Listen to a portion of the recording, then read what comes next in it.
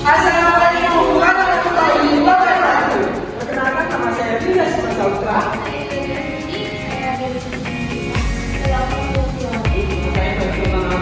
Kami akan mempresentasikan 5 perusahaan yang gagal dalam mengimplementasikan konsep manajemen dan bisnis. Selamat menyaksikan.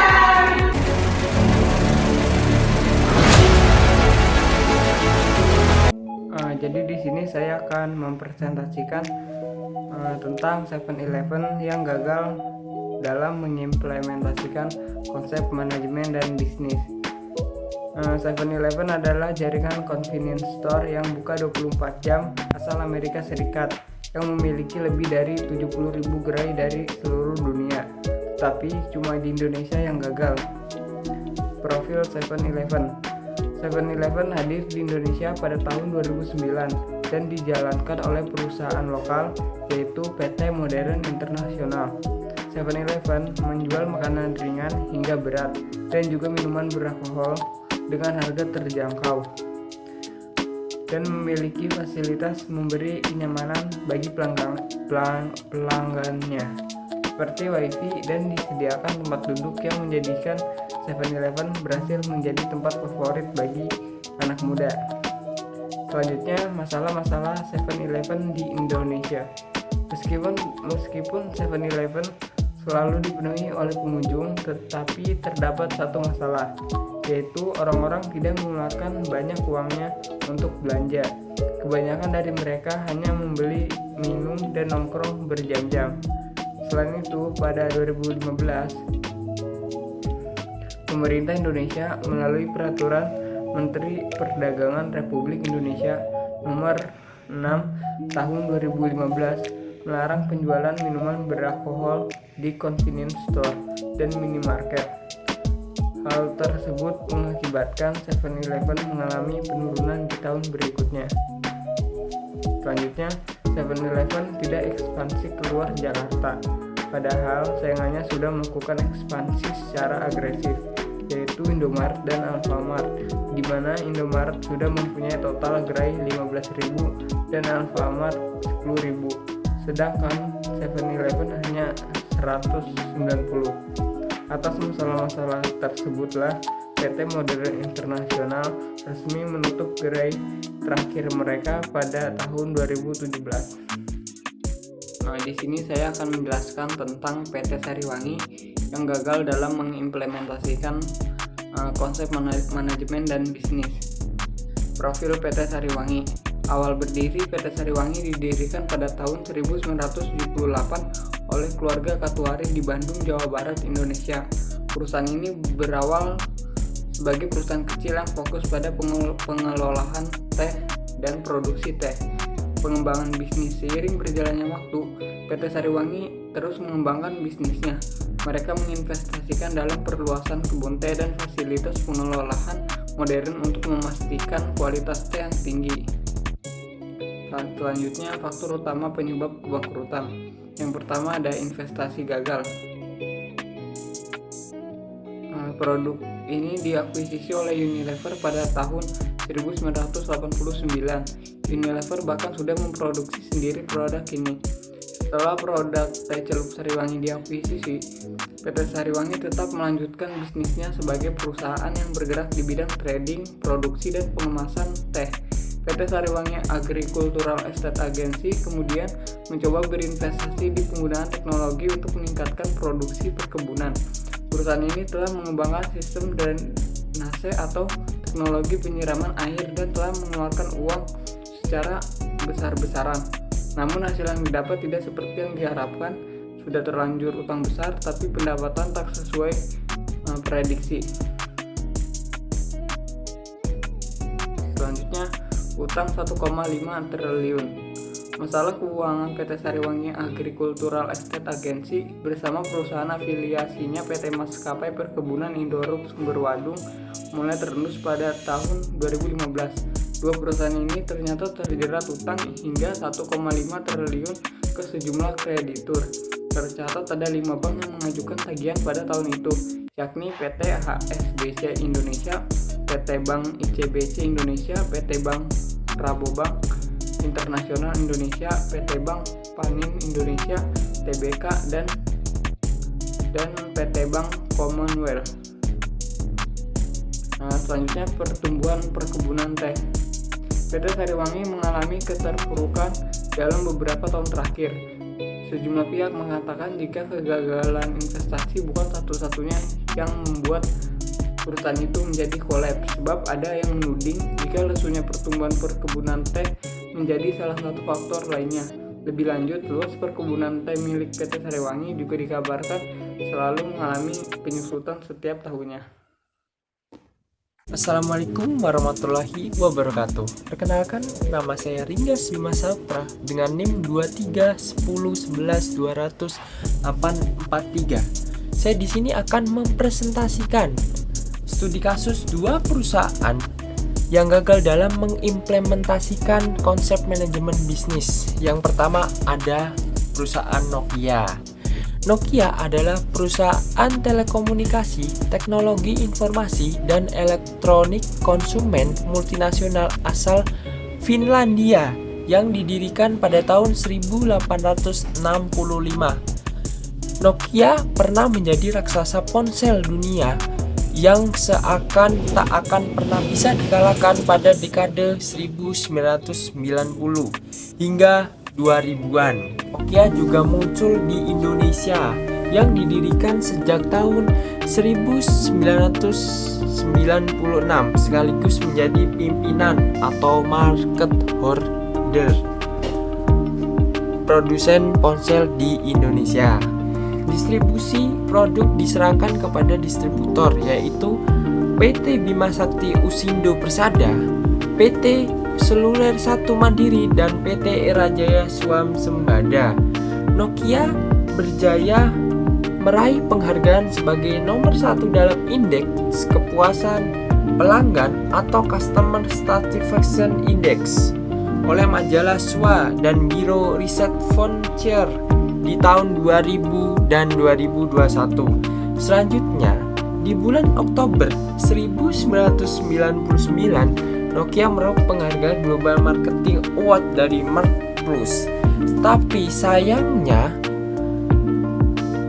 di tahun 2013 gagal karena kehadiran pesaing seperti Apple dan Samsung.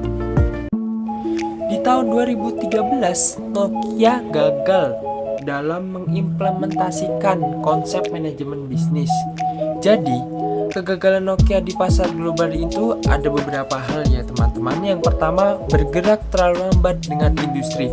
Jadi, operasi sistem Symbian merupakan sistem operasi yang berbayar dan tertutup untuk perubahan. Inilah yang membuat Nokia kemudian semakin meredup karena mereka terlambat untuk membuat sistem operasi Symbian open source. Mereka melakukan ketika Android sudah hadir dan diterima dengan baik oleh konsumen. Pergerakan yang selalu lambat membuat Nokia perlahan-lahan ditinggalkan konsumen setianya. Yang kedua, kurangnya inovasi pada desain dari sistem operasi lama mereka. Jadi, Nokia tidak bisa merasa ada yang kurang. Mereka selalu puas dengan apa yang sudah mereka kerjakan. Tidak melakukan inovasi artinya tidak mampu menyelamatkan perusahaan dari ketergantungan pada usaha bidang hardware. Mereka puas dengan keberhasilan yang sudah mereka miliki dan gagal dalam perencanaan perkembangan selanjutnya yang dibutuhkan untuk mendapatkan keuntungan di masa yang akan datang. Yang ketiga ada strategi pemasaran Nokia yang gagal. Jadi di sini menjelaskan strategi pemasaran yang buruk menyebabkan Nokia bangkrut. Apple menjadi perusahaan pertama yang menerapkan model branding payung dengan menempatkan iPhone di atas rangkanya. Apple terus menambah model baru di tahun ke tahun.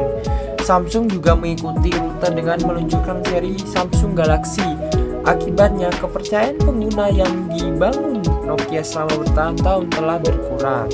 Perusahaan menjadi tidak efisien dalam metode penjualan dan distribusinya. Kegagalan dalam strategi pemasaran dan distribusi Nokia memainkan peran penting dalam penghapusannya dalam industri seluler itu sendiri. Yang terakhir, tidak mendengar masukan konsumen. Jadi, masukan atau saran amatlah dibutuhkan oleh sebuah perusahaan karena perusahaan tidak bisa menilai kinerja diri sendiri secara efektif dan subjektif.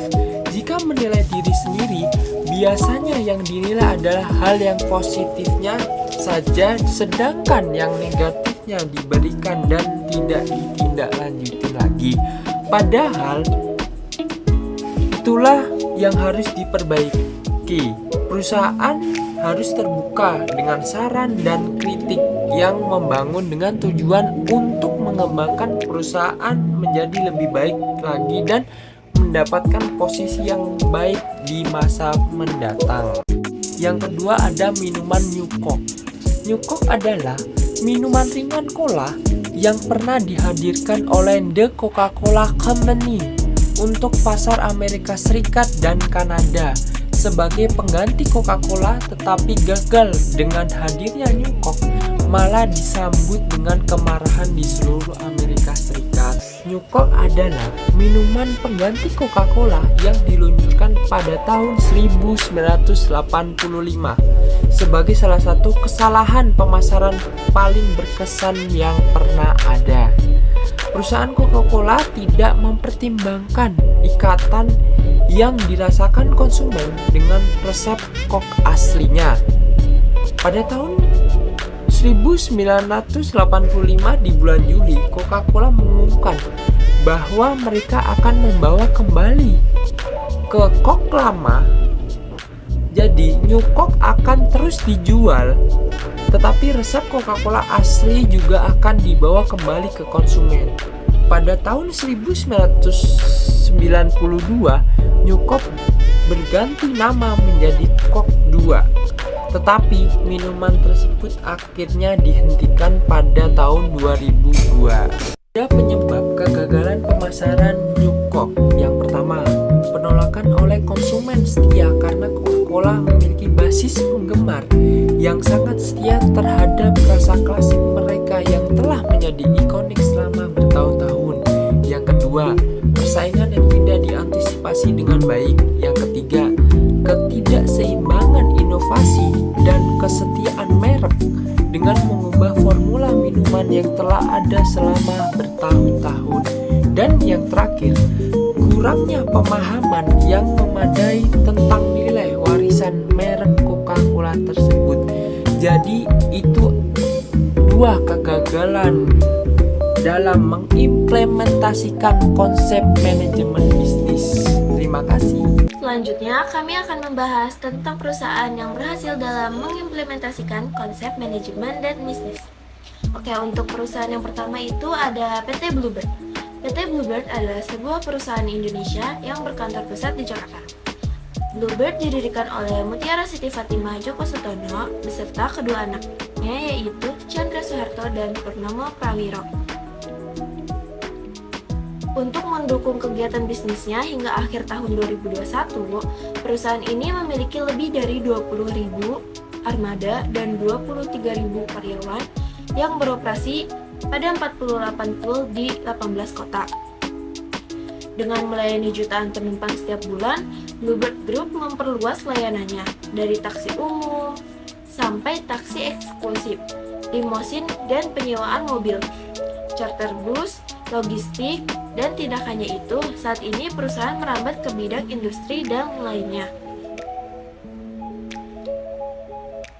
Penyebab keberhasilan Bluebird. Untuk mengelola bisnis perusahaan seperti Bluebird ini, ada prinsip manajemen yang penting, yaitu diantaranya. Yang pertama, ada manajemen operasional, yaitu memastikan bahwa armada taksi beroperasi secara efisien, jadwal dipatuhi, dan perawatan kendaraan dilakukan secara teratur. Yang kedua itu ada manajemen sumber daya manusia, merupakan bagian kunci untuk mengelola pengemudi taksi dan karyawan lainnya dengan baik, termasuk pelatihan, pengembangan, dan manajemen kinerja. Yang ketiga itu ada manajemen keuangan, yaitu memantau pendapatan, biaya, dan laba perusahaan, serta membuat anggaran yang sehat. Yang keempat itu ada pemasaran dan branding, yaitu mempromosikan layanan taksi Bluebird dan membangun citra merek yang kuat. Yang kelima, ada manajemen pelanggan, yaitu memberikan pelayanan yang baik kepada pelanggan, mengatasi keluhan, dan membangun hubungan yang baik. Yang keenam itu, yang terakhir, ada kepatuhan regulasi, yaitu mematuhi semua peraturan dan undang-undang terkait transportasi dan perusahaan. Sorabel berasal dari kata Soraya dan Bella yang dalam bahasa Perancis itu artinya adalah cantik. Ia didirikan oleh pasangan suami istri yang bernama Lingga Madu dan juga Ariza Novianti. Sorabel adalah situs perdagangan Indonesia yang berfokus pada pakaian.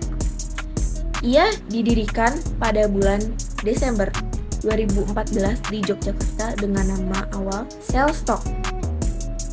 Ia terkenal dengan konsep coba dulu baru bayar dengan COD, dan ia juga memproduksi pakaian private label untuk kalangan menengah di Indonesia.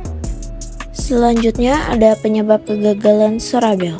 Sorabel mengumumkan penutupan dan likuidasi pada tanggal 30 Juli 2020. Penyebab penutupannya Sorabel itu karena hantaman COVID-19 yang menyebabkan modal perusahaan habis dan juga kesulitan dalam menggalang dana.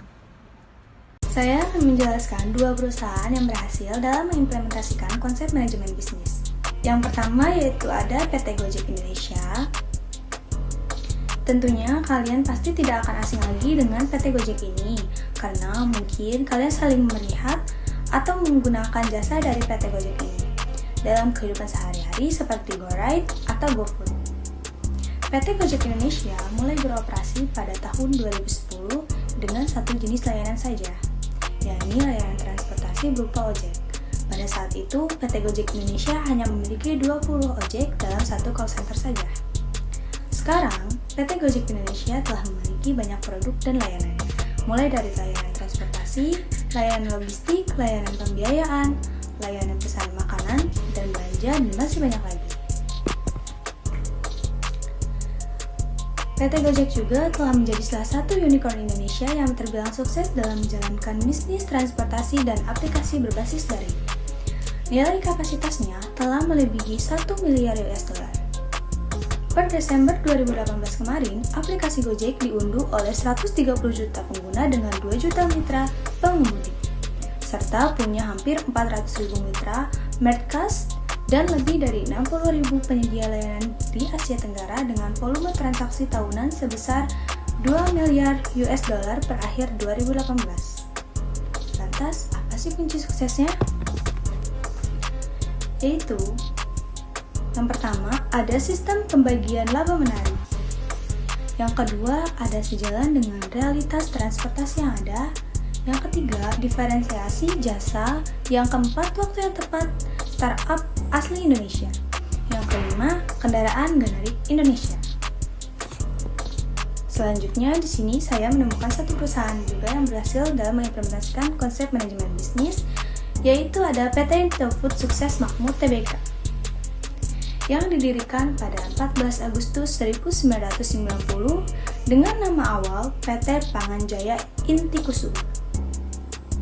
Perusahaan awalnya memulai kegiatan usaha di bidang makanan ringan bersama dengan Frito-Lay Nederland Holding BV yang berafiliasi dengan PepsiCo. Pada tahun 1994, perusahaan barulah mengganti nama menjadi PT Indofood Sukses Makmur dan mencatatkan sahamnya di Bursa Efek Indonesia. PT Indofood Sukses Makmur Tbk atau lebih dikenal dengan nama Indofood merupakan produsen berbagai jenis makanan dan minuman yang bermarkas di Jakarta, Indonesia. Perusahaan ini mengekspor bahan makanannya hingga Australia, Asia, dan Eropa. Dalam beberapa dekade ini, Indofood telah bertransformasi menjadi sebuah perusahaan total food solutions dengan kegiatan operasional yang mencakup seluruh tahapan proses produksi makanan, mulai dari produksi, pengolahan, dan bahan baku hingga menjadi produk akhir yang tersedia di rak para pedagang eceran. Kemudian, apa sih faktor keberhasilan dari PT Indofood ini? Yaitu yang pertama ada peningkatan mutu produk dengan harga yang terjangkau. Yang kedua, meningkatkan teknologi produksi untuk menghasilkan produk yang berkualitas. Kemudian yang ketiga, meningkatkan teknologi informasi untuk meningkatkan pelayanan pada pelanggan. Oke, saya akan melanjutkan mengenai perusahaan yang berhasil dalam mengimplementasikan konsep manajemen bisnis. Selanjutnya ada Smartfren. PT Smartfren Telekom Tbk didirikan pada 2 Desember 2002 dengan nama awal PT Mobile Age Telecom. Perusahaan ini berfokus pada layanan telekomunikasi seluler. Pada tahun 2011, perusahaan mengganti namanya menjadi Smartfren Telekom dan mulai mengganti merek dagang mereka dengan Smartfren yang sekarang lebih banyak dikenal. Smartfren dikenal sebagai penyedia layanan telekomunikasi seluler. Mereka telah berinvestasi dalam pengembangan jaringan 4G LTE untuk memberikan akses internet cepat kepada pelanggan mereka. Smartfren juga menyediakan berbagai produk dan layanan, termasuk paket data, kartu perdana, dan berbagai perangkat telekomunikasi seperti smartphone dan modem. Selain layanan seluler, Smartfren juga telah menambah ke berbagai bidang, termasuk layanan rumah pintar atau smart home dan solusi bisnis. Seiring berjalannya waktu, perusahaan ini telah mengalami pertumbuhan pesat dalam industri telekomunikasi Indonesia dan menjadi salah satu pemain utama di pasar ini. Adapun beberapa faktor dari keberhasilan mereka, yaitu adanya investasi infrastruktur, adanya inovasi produk dan layanan, memiliki strategi harga yang kompetitif, diversifikasi bisnis, mempunyai kualitas layanan yang meningkat, dapat mengatur manajemen keuangan dengan baik, adanya adaptasi terhadap perubahan pasar, dan memiliki lingkungan bisnis yang mendukung. Oke, selanjutnya ada Tokopedia. PT Tokopedia adalah salah satu perusahaan e-commerce yang terbesar di Indonesia. Tokopedia didirikan pada tanggal 6 Februari 2009 oleh William Tanuwijaya dan Leontinus Alpha Edison yang merupakan dua mahasiswa Universitas Indonesia pada saat itu. Mereka memulai perusahaan ini dengan tujuan untuk mengubah cara orang membeli dan menjual produk di Indonesia melalui platform online. Tokopedia memiliki visi dan misi, yaitu visi untuk memberdayakan jutaan individu dan usaha kecil di Indonesia agar dapat berpartisipasi dalam perdagangan elektronik serta memungkinkan pelanggan untuk untuk berbelanja secara online dengan mudah. Sedangkan visinya yaitu untuk menjadi super ekosistem yang mendukung berbagai kebutuhan konsumen dan pelaku bisnis. Tokopedia awalnya dimulai sebagai platform marketplace di mana penjual individu dan bisnis kecil dapat membuka toko online mereka sendiri dan menjual produk secara daring kepada pembeli. Mereka juga menawarkan berbagai layanan termasuk pembayaran online, logistik, dukungan pelanggan, dan berbagai solusi bisnis untuk penjual. Perusahaan ini terus berinovasi dalam platformnya yang menghadirkan berbagai fitur baru untuk meningkatkan pengalaman pengguna dan memudahkan perdagangan online. Tokopedia mengalami pertumbuhan yang sangat pesat dalam beberapa tahun pertama operasinya. Ini sejalan dengan peningkatan akses internet di Indonesia dan perubahan perilaku belanja masyarakat yang semakin beralih ke online. Pada tahun 2020, Tokopedia mengumumkan penggabungannya dengan perusahaan ride-hailing dan layanan on-demand Gojek untuk membentuk GoTo Group. Langkah ini bertujuan untuk menciptakan ekosistem layanan digital yang lebih besar dan beragam, termasuk e-commerce, pengiriman makanan, dan layanan finansial. Tokopedia memainkan peran penting dalam memacu pertumbuhan ekonomi digital di Indonesia. Mereka membantu ribuan pedagang kecil dan usaha kecil menengah atau bisa disebut UKM untuk mengembangkan bisnis mereka secara online. Berikut penyebab keberhasilan yang dicapai karena adanya inovasi teknologi, memiliki ekosistem yang luas, penyesuaian dengan kebutuhan pasar, berfokus pada pengguna juga, adanya investasi dan pertumbuhan berkelanjutan, memiliki kemitraan yang strategis dan pendekatan yang berkelanjutan.